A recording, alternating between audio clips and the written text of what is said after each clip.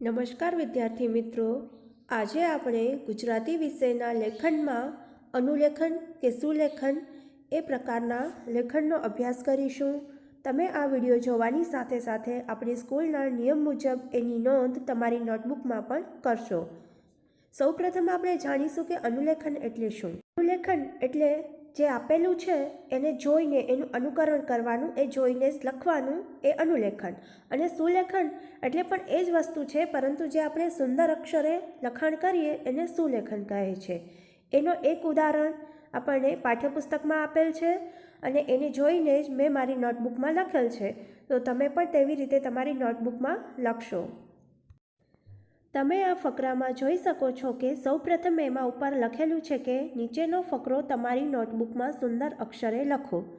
સૌપ્રથમ આપણે એકવાર એ આખો ફકરો આપણી રીતે મનમાં વાંચી જશું અને તેના પછી ફકરો પાડી અને સુંદર અક્ષરે એમાં લખ્યું છે એ જ મુજબ વિરામચિહ્નો, જોડણીની ભૂલો ન થાય એ મુજબ આ ફકરાનું લખાણ આપણી નોટબુકમાં કરશું. ફકરો આ મુજબ છે: ડાઘિયાને જોતાં જ લાખાની આંખ ફરી ગઈ. અરે રામ, આ કૂતરાએ મારી શાખ ઉપર પાણી ફેરવ્યું. એ નાસી આવ્યો. હું શું મોં બતાવીશ? ડાઘિયો લાડથી પાસે આવવા જાય છે ત્યાં લાખાએ આંખ બતાવી, એને ફિટકાર આપ્યો અને મોં ફેરવી લીધું.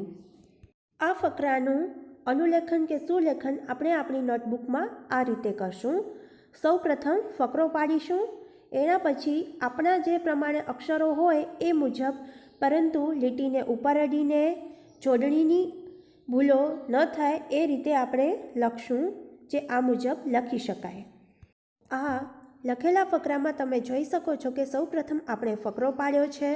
ત્યાર પછી આપણે કોઈપણ લાઇનની શરૂઆતમાં એટલે કે આગળ ખોટી જગ્યા મૂકી નથી અને લાઇનની પાછળ પણ જો શબ્દ મોટો હોય એટલે કે જે જગ્યા છે એમાં સમાઈ ન શકે એવો હોય તો આપણે વચ્ચે ડેશ કરશું, એટલે કે ખબર પડે કે શબ્દ અધૂરો છે.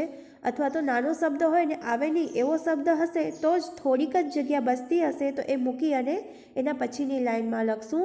અને જ્યારે ફકરો પૂરો થશે ત્યારે જે ચિહ્ન આવતું હશે એ પણ યાદ કરીને કરશું અને વચ્ચે આવતા વિરામચિહ્નો તેમજ જોડણીની ભૂલો ન થાય એનો ખાસ ધ્યાન રાખશું. અહીં આપણી લેખનને લગતા મુદ્દા સુલેખન કે અનુલેખનની સમજૂતી પૂર્ણ થાય છે. ફરી મળીશું નવા વિડીયો સાથે. આભાર.